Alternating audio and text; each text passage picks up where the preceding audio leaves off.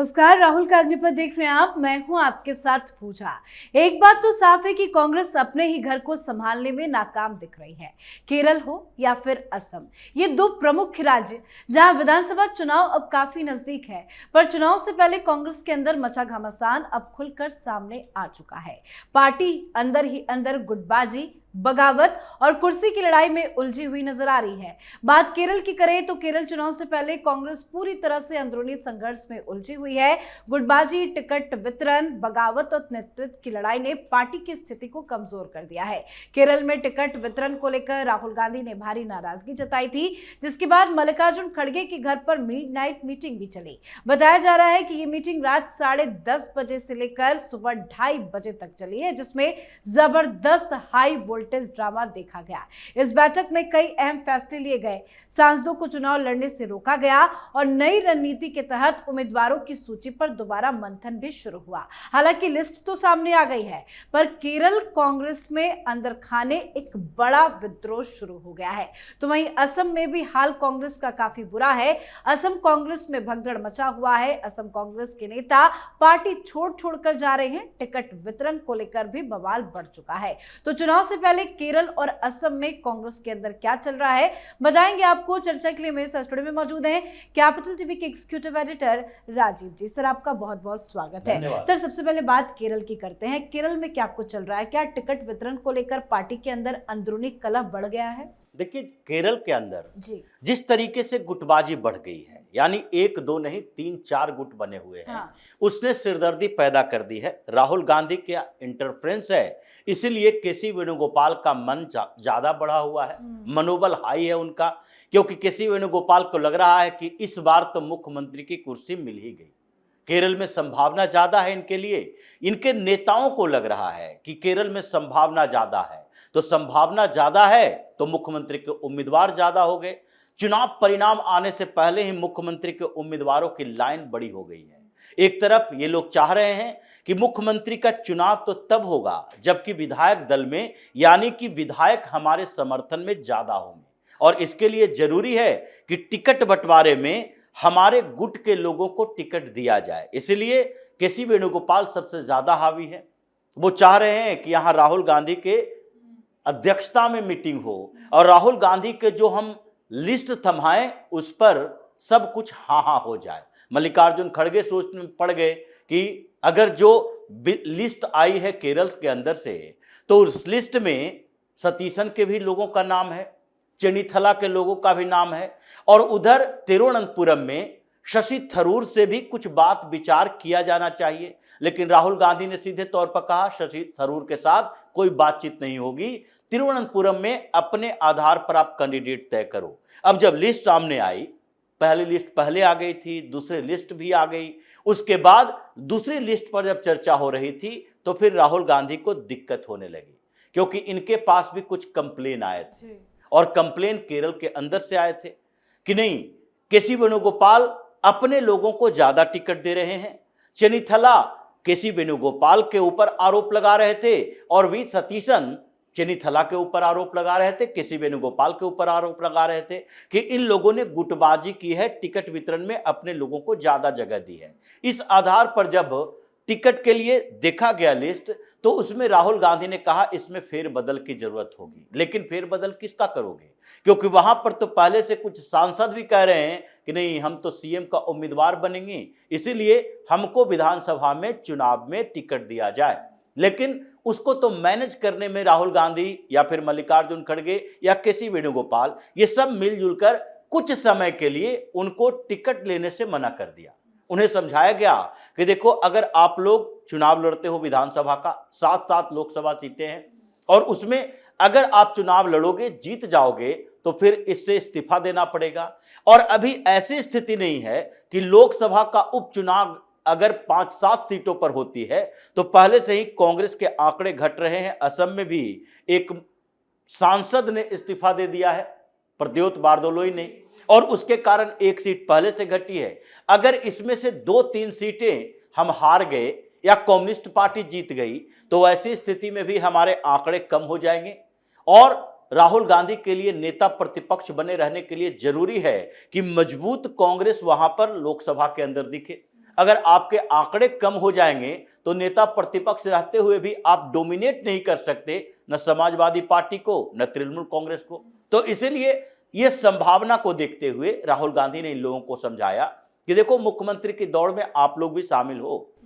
हम ये विचार कर रहे हैं कि अगर चुनाव परिणाम हमारे अनुकूल आता है तो किसी सांसद को भी मुख्यमंत्री का पद दिया जा सकता है। लेकिन सांसद की जब बात होगी तो ये लोग भी जानते हैं कि सांसद शब्द का उपयोग इसलिए किए हैं क्योंकि इनको केसी वेणुगोपाल के ऊपर नजर है।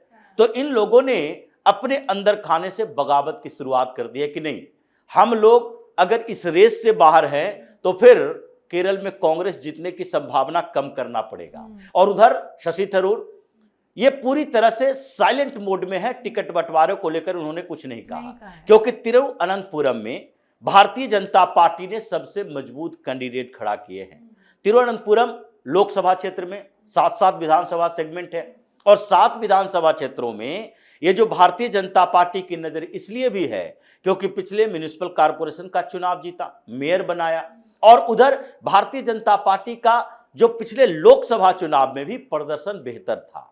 ये शशि थरूर कांग्रेस के उम्मीदवार, यानी कि अपना भी इनका वोट आधार था, कांग्रेस का वोट आधार भी था, इसके बावजूद केवल 37% वोट ला पाए, जबकि 35% वोट भारतीय जनता पार्टी को भी मिला था। राजीव चंद्रशेखर चुनाव लड़ रहे थे और राजीव चंद्रशेखर शशि थरूर की तरह दिल्ली की राजनीति अभी नहीं कर रहे। वो पूरी तरीके से भारतीय जनता पार्टी के केरल प्रदेश के अध्यक्ष है और केरल में ही अपना तंबू टेंट गाड़कर बैठे हुए हैं। तो इसलिए तिरुवनंतपुरम में जो 7 विधानसभा सीटें हैं उसमें शशि थरूर भी अब इनडायरेक्टली बीजेपी को उसी तरह सपोर्ट कर रहे हैं जैसे म्युनिसिपल कॉर्पोरेशन के चुनाव में किया था।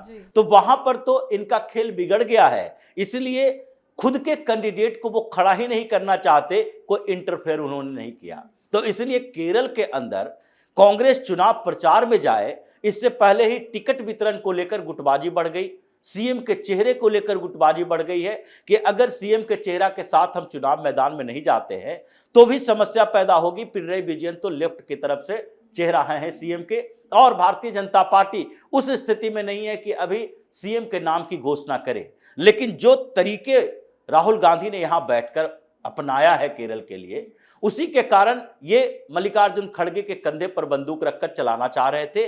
और तभी मल्लिकार्जुन खड़गे को रात को मीटिंग बुलानी पड़ी क्योंकि राहुल गांधी ने कहा इस लिस्ट में दूसरे लोगों का नाम जो है उसको हटाओ, ये केसी वेणुगोपाल की टीम बढ़ाओ, और इस बार अगर जीत की संभावना है तो केसी वेणुगोपाल को आगे करना पड़ेगा। इसीलिए जो अलग अलग गुट बने हुए थे केरल में वो चुनाव से पहले एक्टिव हो गए कांग्रेस के, और लगता है कि कुछ दिन के अंदर कुछ बड़े इस्तीफे भी होने वाले। सर, बात असम की करें तो असम कांग्रेस के अंदर क्या कुछ चल रहा है? देखिए, असम में गोगोई के खिलाफ चल रहा है।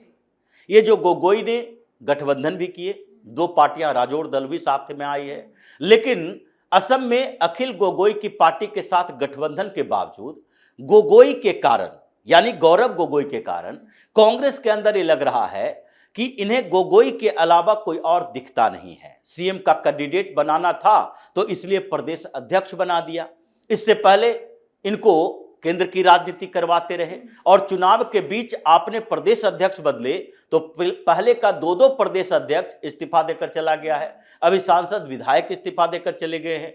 ये टिकट जो दिया गया है वो भी टिकट वापस किया जा रहा है। तो पूरी परिस्थितियां जो असम में बनी है उसमें कांग्रेस के लिए समस्या मुस्लिम बहुल जिलों में भी है, जहां पर तृणमूल कांग्रेस भी उम्मीदवार खड़ा कर रही है, ममता बनर्जी की पार्टी, जहां पर दूसरी पार्टियां बदरुद्दीन अजमल की भी खड़ा कर रही है, कांग्रेस भी खड़ा कर रही है। और भारतीय जनता पार्टी की तरफ से स्पष्ट तरीका है कि 22-23 जो मुस्लिम बहुल सीटें हैं वहां पर हम खुद चुनाव नहीं लड़ेंगे, सहयोगी पार्टियों को देंगे। इसका मतलब है कि उन जगहों पर ये जो मुस्लिम बेस है इन लोगों का वो खिसकता जा रहा है। बदरुद्दीन अजमल कांग्रेस के वोट में सेंधमारी कर रहे, और ममता बनर्जी को भी लग रहा है कि वहां पर मुस्लिम बेस अगर है तो बंगाल का कुछ प्रभाव पड़े, और बंगाल में जो मुसलमानों की राजनीति करती हैं उससे 2-4 सीटें आ जाए कि आगे के लिए अगर वहां से सरकार खत्म होती है तो जो अप्रोच कर रही हैं ममता बनर्जी कि किसी तरीके से तृणमूल कांग्रेस को राष्ट्रीय पार्टी का दर्जा मिल जाए। इसलिए गोवा में भी चुनाव लड़ती हैं, मणिपुर में भी लड़ती हैं, त्रिपुरा में भी लड़ती हैं और इधर असम में भी लड़ती हैं। ये जो तरीके चल रहे हैं जिसके कारण उन सीटों पर कांग्रेस का पेच फंसा है और वहीं से सबसे ज्यादा कांग्रेस के जो सीटें आती थी उन सीटों पर मुस्लिम उम्मीदवार इनके कंफ्यूज हो गए हैं। वहां अभी और इस्तीफे आने बाकी हैं। जैसे जैसे ये 9 अप्रैल को चुनाव है, लेकिन 8 से 10 तारीख के बीच ये जो क्रूशियल टाइम होता है उसमें लगता है कि कुछ और पुराने नेता विधायक ये कांग्रेस छोड़कर भारतीय जनता पार्टी में शामिल होंगे। जी, बहुत बहुत धन्यवाद सर समझाने के लिए। धन्यवाद। तो कुल मिलाकर तस्वीर बेहद साफ है। केरल चुनाव से पहले कांग्रेस पूरी तरह अंदरूनी संघर्ष में उलझी हुई है। गुटबाजी, टिकट विवाद, बगावत और नेतृत्व की लड़ाई ने पार्टी की स्थिति को कमजोर कर दिया है। अगर यही हालात बने रहे तो कांग्रेस के लिए चुनाव में सबसे बड़ा खतरा कोई और नहीं बल्कि उसका अपना बिखराव ही साबित हो सकता है। तो वहीं असम का भी हाल बुरा है। तो कांग्रेस में मचे बवाल पर आपको क्या लगता है? आप भी अपनी राय कमेंट करके लिखिएगा। देखते रहिए कैपिटल टीवी। नमस्कार।